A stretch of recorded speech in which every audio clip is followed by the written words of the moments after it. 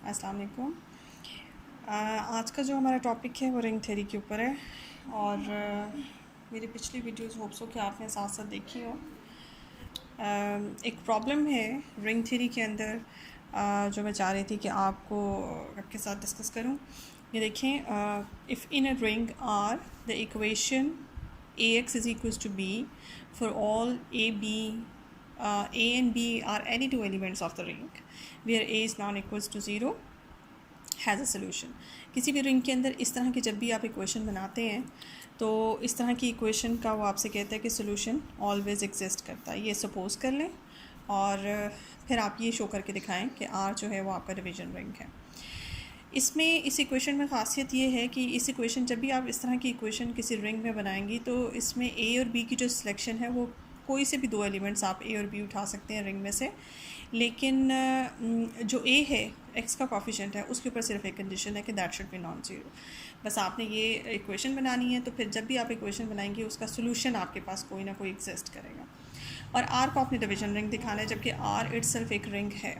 अच्छा जी, division ring दिखाने के लिए आप को पता है कि रिंग के अंदर 8 प्रॉपर्टीज़ होती हैं जो वो सेटिस्फाई करते हैं तो वो रिंग बनता है। और उसको डिवीजन रिंग तक पहुंचने के लिए दो मज़ीद कंडीशन सेटिस्फाई करना होती है, एक मल्टीप्लिकेटिव आइडेंटिटी और इन्वर्स मल्टीप्लिकेटिव इन्वर्स का। ये दो कंडीशंस अगर मज़ीद आर के अंदर आ जाए तो फिर आर जो है वो डिवीजन रिंग बन जाएगा। तो हमने ये शो करना है कि आर डिवीजन रिंग है। इससे पहले कि हम इन दो लॉज को प्रूव करने की तरफ जाएं, उससे पहले यहाँ पे कुछ एक्स्ट्रा काम आपको इस थ्योरम के प्रूफ में मिलेगा। वो एक्स्ट्रा काम जो है वो क्या है, सबसे पहले उसने बिल्कुल ही हट के टॉपिक से उसने प्रूव करके दिखाया हुआ है कि आर आपका इंटीग्रल डोमेन है, या दूसरे लफ्ज़ों में आप ही कह दें कि आर जो इस वक्त आप डिस्कस कर रहे हैं, इस वक्त जो आपके क्वेश्चन के स्टेटमेंट में है, ये जो रिंग है ये कोई ज़ीरो डिवाइज़र कंटेन नहीं करता। अब ज़ीरो डिवाइज़र की डेफिनेशन मैं अपनी पिछली वीडियो में बता चुकी हूँ। ज़ीरो डिवाइज़र क्या होता है? ज़ीरो डिवाइज़र एक ऐसा, फॉर एग्जांपल ये मैंने डेफिनेशन भी लिखी हुई है, आर एक रिंग है और आर ज़ीरो डिवाइज़र कंटेन करेगा। कोई भी एलिमेंट रिंग के अंदर ज़ीरो डिवाइज़र बन जाता है अगर उसके अंदर से आप कोई से दो एलिमेंट्स का प्रोडक्ट लें और प्रोडक्ट ज़ीरो आए, जबकि वो दोनों एलिमेंट्स सिर्फ नॉन ज़ीरो। तो फिर उस केस में आप ए को भी ज़ीरो डिवाइज़र कह सकते हैं और बी को भी ज़ीरो डिवाइज़र कह सकते हैं। तो और ओवरऑल हम कहेंगे कि हमारा रिंग जो है वो इस वक्त ज़ीरो डिवाइज़र कंटेन कर रहा है। ठीक है जी, ये तरीक़ेकार है। तो सबसे पहले हम ये प्रूफ करके दिखाएंगे कि इस केस में, इस क्वेश्चन में अपना मेन टारगेट की तरफ जाने से पहले हम ये दिखाएंगे कि आर ज़ीरो डिवाइज़र कंटेन नहीं करता। क्योंकि आर ज़ीरो डिवाइज़र कंटेन नहीं करता, ये वाला जो रिज़ल्ट है ये उन दो लॉज के प्रूफ में इस्तेमाल होगा। ठीक है जी, स्टार्ट करते हैं। हमने शो करके दिखाना है ये, लेकिन हम कॉन्ट्ररी चलते हैं। हम कहते हैं कि सपोज़ करें कि आर में ज़ीरो डिवाइज़र है, मौजूद है, यानी कि कोई से दो एलिमेंट्स का प्रोडक्ट ज़ीरो लेते हैं तो वो दोनों एलिमेंट्स नॉन ज़ीरो होते हैं। अब आगे जाके आएगी कॉन्ट्राडिक्शन, तो फिर मैं कहूँगी कि मेरी सपोजिशन जो है वो रॉन्ग है, यानी कि आर में कोई ज़ीरो डिवाइज़र मौजूद नहीं है। ठीक है जी, ये आपने स्टेटमेंट रख ली अपने सामने। उसके बाद आपने क्या किया, आपने इसी ए एलिमेंट जो आपने पहले सेलेक्ट किया है रिंग में से, नॉन ज़ीरो एलिमेंट, उस नॉन ज़ीरो एलिमेंट को लिया और इस तरह की एक इक्वेशन बनाई जिसको मैंने इक्वेशन नंबर 1 कहा है। ये जो इक्वेशन नंबर 1 बनाई, कैसे बनाई? जैसे आपके क्वेश्चन की स्टेटमेंट में उसने कहा है कि ए और बी की जगह कोई भी एलिमेंट हो सकते हैं, तो मैंने ए और बी की जगह ए को ही रख लिया और ए शुड बी नॉन ज़ीरो। ठीक है, ए नॉन ज़ीरो था। ये इक्वेशन है। अब स्टेटमेंट के अकॉर्डिंग हर इस तरह की इक्वेशन का सोल्यूशन एग्जिस्ट करता है, तो इसका भी कोई ना कोई सोल्यूशन है। सपोज़ करेंगे इवन इसका सोल्यूशन है। इस सोल्यूशन को इक्वेशन, इसकी ओरिजिनल इक्वेशन में पुट कर दिया, आपके पास इक्वेशन नंबर 1 की ये शक्ल आ गई। ठीक है जी, इसको आपने इक्वेशन नंबर 2 का नाम दे दिया। उसके बाद चूँकि आपकी बी की चॉइस भी ऐसी थी कि बी नॉन ज़ीरो है, बी से भी आप एक इक्वेशन बना सकती हैं स्टेटमेंट की तरह, b x is equals to even b non zero है और ईवन कोई भी नंबर है आपका रियल रिंग में से। ठीक है जी, उसके बाद चूँकि इस इक्वेशन, ये भी स्टैंडर्ड पूरा करती है जो आपके क्वेश्चन की स्टेटमेंट में जिस तरह की इक्वेशन है ये उसके अकॉर्डिंग मैंने बनाई है, तो इसका भी कोई ना कोई सोल्यूशन होगा। सपोज़ करें कि इसका सोल्यूशन जो है वो E2 है। इस सोल्यूशन को बैक सब्सटीट्यूट किया इसकी ओरिजिनल इक्वेशन में, तो आपके पास इक्वेशन नंबर 3 जो है वो इस तरह की बन गई, BE2 is equals to even. इसको आपने इक्वेशन नंबर 4 का नाम दे दिया। ठीक है जी, उसके बाद आपने शुरू में चूँकि स्टार्ट किया हुआ है, लेट किया हुआ है कि ए और बी कोई से दो ऐसे एलिमेंट्स हैं जिनका प्रोडक्ट जो है वो ज़ीरो है। उसके बाद आपने क्या किया, इसी इक्वेशन को पोस्ट मल्टीप्लाई किया E2 के साथ, ठीक है, ये देखें।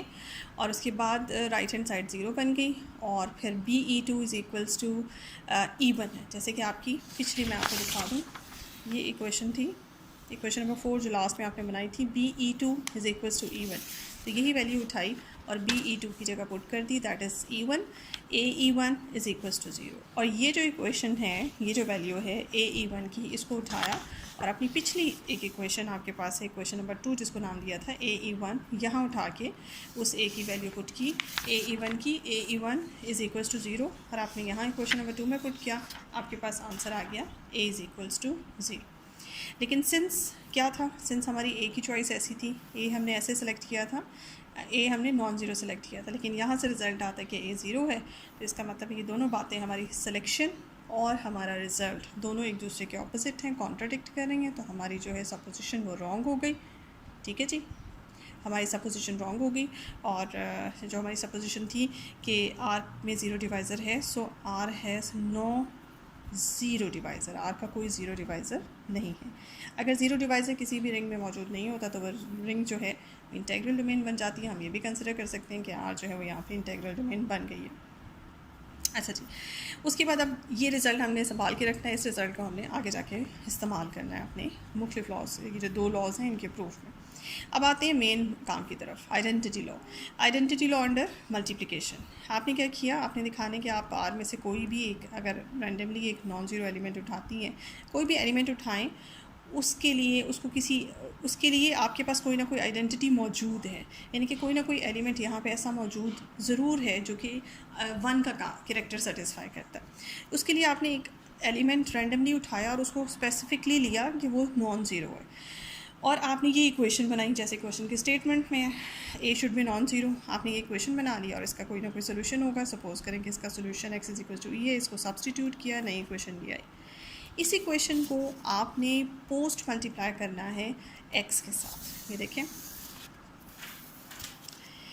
नेक्स्ट पे आपने उसी इक्वेशन को पोस्ट मल्टीप्लाई कर दिया x के साथ। अब x क्या है, x कोई भी वेरिएबल है और ये आप चॉइस करती हैं या आप सेलेक्ट करते हो R में से। ठीक है, R में से कोई भी रैंडमली एलिमेंट है जिसको रिप्रेजेंट करा है x को जाके उस इक्वेशन से पोस्ट मल्टीप्लाई कर दिया। पोस्ट मल्टीप्लाई करने के बाद ये चीज़ बन गई है। अब लेफ्ट हैंड साइड इस तरह की आ गई कि 2 नंबर का प्रोडक्ट जो है वो आपके पास इक्वल्स टू 0 आ गया। ठीक है जी, अब ये देखिए 2 नंबर्स का प्रोडक्ट अगर इक्वल्स टू 0 आता है तो यहाँ पे हम अपना जो स्टार्ट में हमने सबसे पहला जो काम किया था, जिसका बज़ाहिर तो लग रहा था कि क्वेश्चन से कोई ताल्लुक़ नहीं है कि R has no zero divisor, वो बात ही यहाँ इस्तेमाल होगी। यानी कि R इज़ इंटेग्रल डोमेन, जिस जो हमने रिज़ल्ट निकाला था।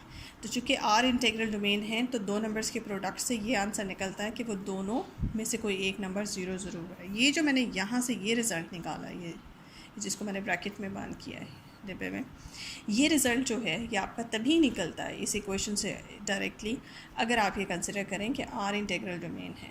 इसलिए मैंने साइड पे भी लिखा, because since R integral domain है, या आप ये कह सकते हैं कि R का कोई ज़ीरो डिवाइज़र नहीं है, इस वजह से या A 0 है या ये दूसरा नंबर 0 है।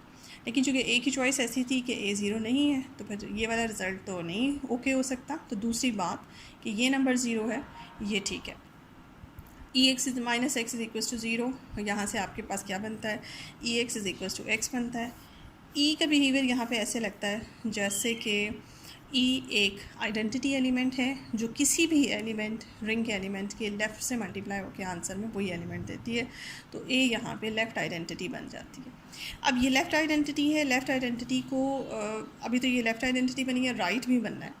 तो जब ये राइट भी बन जाएगी, लेफ़्ट भी बन जाएगी, तो टोटल ये आइडेंटिटी आपके पास रिंग की आइडेंटिटी हो जाएगी।